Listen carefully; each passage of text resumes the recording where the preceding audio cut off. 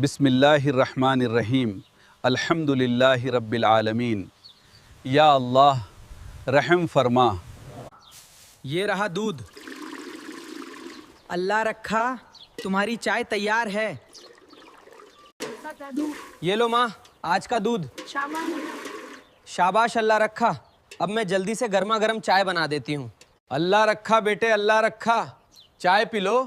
आया अम्मी। बेटा चाय तो पी लिया करो, काम तो होते ही रहता है, ये तो हमारा रोज का काम है। कुछ अपने ऊपर भी ध्यान दिया करो।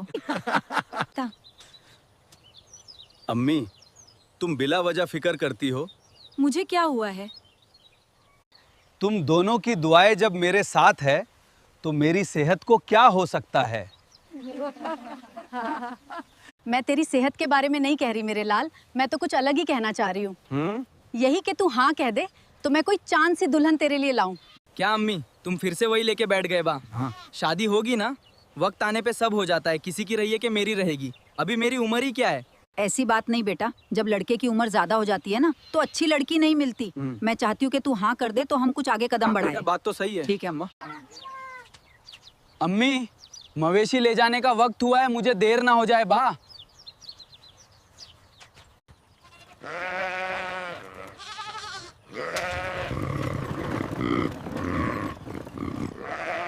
अल्लाह रखा, खाने की पोटली वहाँ दरवाजे के पास रखी है, याद से ले लेना।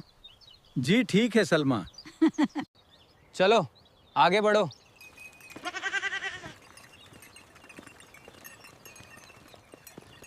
कितनी बार कहोगी उससे? कभी देखा कि उसने तुम्हारी ये बात सुनी हो? वो तो हर बार शादी की बात को टाल ही देता है। मुझे लगता है वो सुनता तो है। ना जाने इस लड़के के कब समझ में आएगा। मैं तो परेशान हो गया हूँ। धैर्य रखें, सब ठीक हो जाएगा। बस यही नहीं सुनता, बाकी मेरा लाल फरमाबरदार कितना है। मेरा मौला, उसे कुछ समझ दे ताकि वो हाँ कह दे।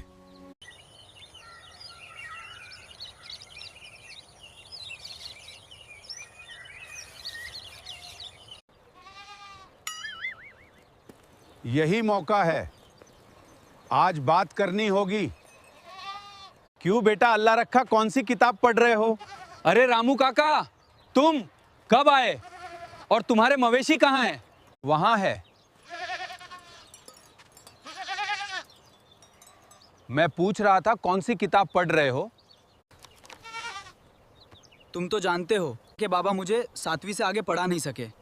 तुम तो जानते हो काका कि मुझे पढ़ने का शौक तो पहले ही से था, पर क्या करे, हालात के कारण पढ़ ना सका। इसलिए कुछ ज्ञानी लोगों की किताबें पढ़कर अपने मन को बहला लेता हूँ। वो तो ठीक है, पर एक बात मेरे दिल में हमेशा आती है कि तुम इतने अच्छे बेटे हो लेकिन अपने बूढ़े माँ बाप की जरा भी फिक्र नहीं करते। हाँ, कैसी बात करते हो काका? क्या कमी करता हूँ मैं उनकी सेवा में?